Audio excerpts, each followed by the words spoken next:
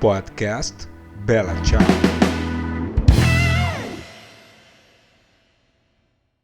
Estamos con Alejandra Contesi para Bella Ciao Web Radio desde Mar del Plata para toda América Meridional. Alejandra Contesi, una empresaria marplatense que se autodefine como 100% italiana. Alejandra, ¿cómo te va? Gracias por dedicarnos unos minutos. Hola Hernán, ¿cómo estás? Mucho gusto. Me encanta estar en Bella Ciao. Bueno, muchos buenos augurios para esta nueva radio. Bueno, muchas gracias. Bueno, vos, Alejandra, como te presentábamos, ¿no? Sos una empresaria marplatense, pero que se autodefine como 100% italiana. ¿Por qué te definís así? Bueno, en realidad sí, nosotros, mis hermanos, mis tres hermanos y yo somos primera generación nacidos en Mar del Plata. Y mis padres ambos son originales no solamente italianos, sino del mismo pueblo de Italia. Así que te puedo decir que no solamente soy 100% italiana, sino que soy 100% sanbenedetese y marquillana. Sanbenedetese porque el pueblo de origen es San Benedetto del Tronto y la región de origen es Le Marche. Así que soy 100% marquillana. Y 100% de familia pescadora, ¿no? San Benedetto del Tronto es una localidad que tiene un perfil muy parecido al de Mar del Plata, que tiene un puerto pesquero muy importante, y muchas generaciones de mi familia paterna han sido pescadores. Desde mi abuelo para atrás, se remonta hasta el año 1600, la tradición pescadora de la familia. Y en realidad el primero que rompe esa tradición es mi padre, que se dedica a la construcción naval.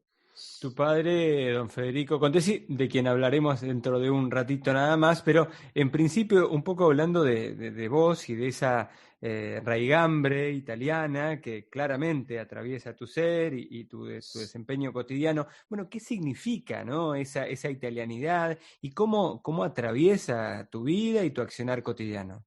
Bueno, mira, obviamente como muchos hijos de inmigrantes, se nos requirió ya desde chicos que estuviésemos más ocupados de nuestra educación, de nuestro país digamos, de nuestra realidad, más que de la cotidianeidad italiana. En mi casa, por ejemplo, no se hablaba italiano y no se estaba pendiente de lo que pasaba en Italia, ¿sí? Si bien habían quedado muchos parientes bueno, digamos una herencia cultural muy importante, cultural, de costumbres, de tradiciones, del oficio, cosas que habían sido muy, muy importantes para el desarrollo de la familia, quedan en Italia, pero de todas maneras los padres, mis padres, padre y madre, ellos apuntan a que sus hijos se integren completamente en la sociedad argentina, porque eran, digamos, los primeros integrantes de la nacionalidad argentina de la familia. Así que nosotros, bueno, por supuesto, dentro de la tradición, había una gran exigencia para el estudio, para las responsabilidades laborales. Así que nos criamos, digamos, siendo muy argentinos. Y después,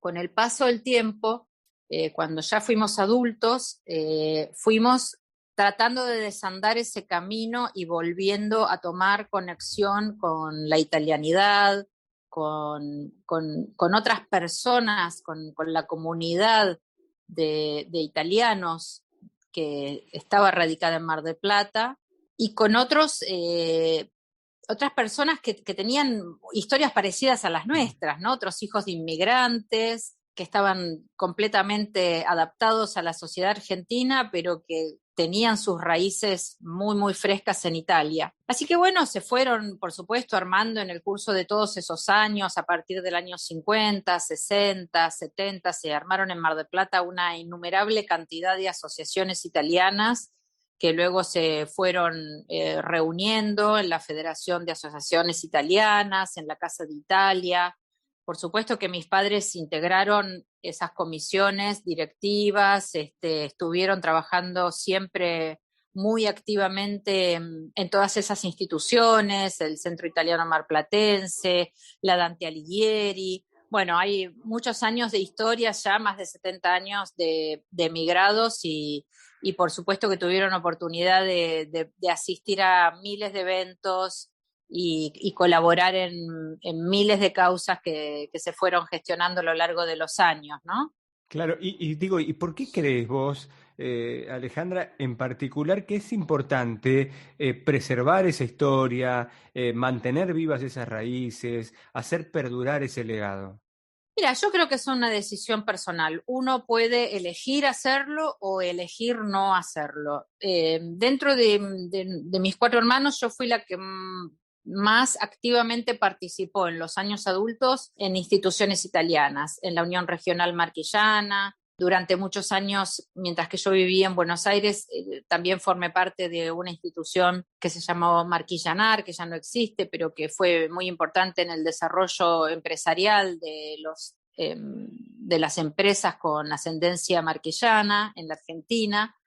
O sea que a mí me interesó desde muy joven volver a tomar el contacto con las raíces italianas, con el idioma, estudié italiano, porque quise perfeccionar mis poquísimos conocimientos que traía, más que nada por escuchar hablar a los mayores, pero bueno, me dediqué a estudiar, me dediqué a conocer la cultura, siempre que pude viajar y recorrer la región de la cual vinieron mis padres, lo hice. Son decisiones personales, a mis hermanos no les interesó de la misma forma o en los mismos momentos, tal vez a mí desde más joven y ellos ahora que son un poco mayores. Así que yo creo que uno siempre quiere conocer un poco más de su vida, de su historia, de sus orígenes, pero yo no lo veo ni como un mandato, ni como algo que deba ser o deba realizarse. Creo que es una elección. Uno puede elegir hacerlo o uno puede elegir simplemente no tener más contacto con esa cultura Claro. y insertarse completamente en la cultura del país donde elige vivir, ¿no? Claro, y digo, pero y en tu caso en el cual vos sí has elegido mantener vivas esas raíces, ¿qué sentís que te ha aportado? Mira, es difícil cuantificar qué es lo que te aporta. Te aporta conexión, ¿no? Te conecta con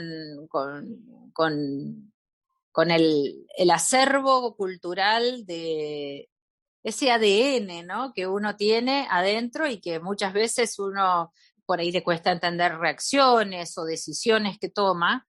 Y a veces cuando uno entiende o comprende un poco más sus raíces, sus orígenes, la historia de sus antepasados, a veces resulta más fácil conectarse y uno también se siente un poco más allegado a sus ancestros y más identificado. Claro. Pero sigo pensando, te lo digo y lo pienso en el momento en que estoy hablando y sigo pensando que es una elección personal. Yo Claro. respeto absolutamente la postura de las personas que dicen, bueno, sí, mis antepasados fueron italianos, pero sí, yo no tengo conexión. Bueno, Claro. perfecto. Cada uno tiene derecho a construir su historia como mejor le resulte. Claro, claro.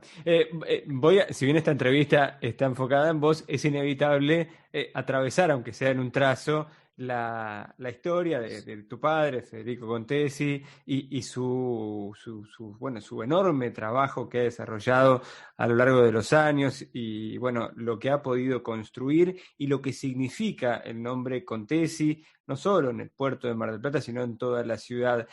¿Por qué crees que ha tenido ese no solo éxito empresarial, sino ese reconocimiento por parte de la sociedad en general?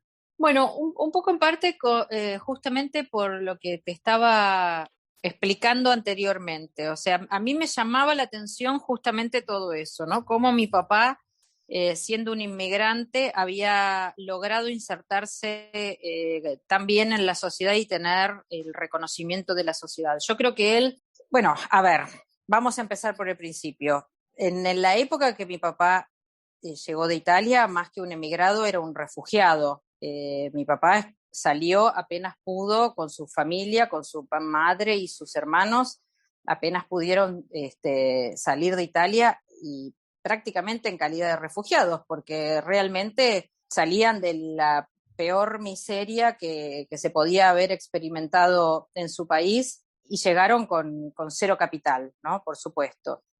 Yo creo que mi papá, para él, a la Argentina era la tierra prometida, ¿no? Esta construcción, esta frase que tantas veces escuchamos y que muchas veces no entendemos muy bien el significado que tienen. Su padre había salido de Italia 16 años antes, justo cuando mi papá era un bebé recién nacido. O sea que mi padre se cría en Italia con su mamá y sus hermanos, sabiendo que su padre estaba en Argentina. Y él durante todos esos años alberga la única esperanza de vivir, de sobrevivir a la guerra para conocer a su padre. Eso le dio una carga de amor y de emotividad hacia la Argentina durante toda su niñez y juventud, que lo guió durante el resto de su vida. Él llegó a la Argentina amando a la Argentina, amando a la comunidad argentina, amando a la gente con la cual convivía su padre. Entonces, para él fue algo muy fuerte poder lograr estar en Argentina y lograr trabajar en Argentina. Y él siempre sintió que tenía que darle a la Argentina las gracias por haber albergado a su papá, por haberlos albergado a él y a su madre y a sus hermanos. Entonces, es un sentimiento que yo creo que es muy difícil de expresar en palabras, pero que con los gestos y con los hechos papá logró poder expresarlo no solamente dentro de la familia, sino dentro de toda la comunidad de Mar del Plata. Él trabajó incansablemente durante toda su carrera. Recién se quitó el mameluco, porque vos sabés que él trabajó toda la vida con el mameluco puesto, pero recién logramos que se quite el mameluco, pero pidiéndole por favor, papá, a los 85 años. Así que, y bueno, y ya era una cuestión de su salud, ¿no? Que había que protegerlo, pero él hubiese querido seguir trabajando hasta el último de sus días. Alejandra, justamente en relación a lo que estás comentando, ¿no? Del legado, del agradecimiento, del estar vinculado también desde siempre a la ciudad y la conciencia de que una empresa no es una isla, sino que es parte de un entramado mucho más grande y que si ese entramado está bien, la empresa también está mejor. Bueno, vos sos una de las referentes de una organización denominada Fortalecerse, que trabaja sobre la responsabilidad social empresaria. Ahí está también bastante claro, digo yo, infiero el legado de tu padre. Sí, yo creo que sí. Desde todo punto de vista creo que sí. Mi padre tuvo desde el minuto cero la conciencia de que si a él le iba bien, era necesario que todos los que estuviesen a su alrededor también tuviesen buena calidad de vida. Y eso lo demostró y lo cumplió en innumerables actos de solidaridad, de compartir, no solamente cuando alguien venía a pedirle, ¿no? Fue una persona que fue un pionero en cuanto a compartir utilidades de su empresa con sus empleados, construir casas para los empleados que no tuviesen vivienda, ayudarles a sus empleados a comprarse un vehículo, un auto, una camioneta o lo que necesitaran. Papá fue una persona que, no sé, durante muchísimos años él no tenía su auto propio, pero él se ocupaba de que todos sus empleados tuviesen una manera para movilizarse y poder llegar al trabajo. De alguna manera fue un pionero en la responsabilidad social empresaria antes de que se acuñara el concepto, ¿no?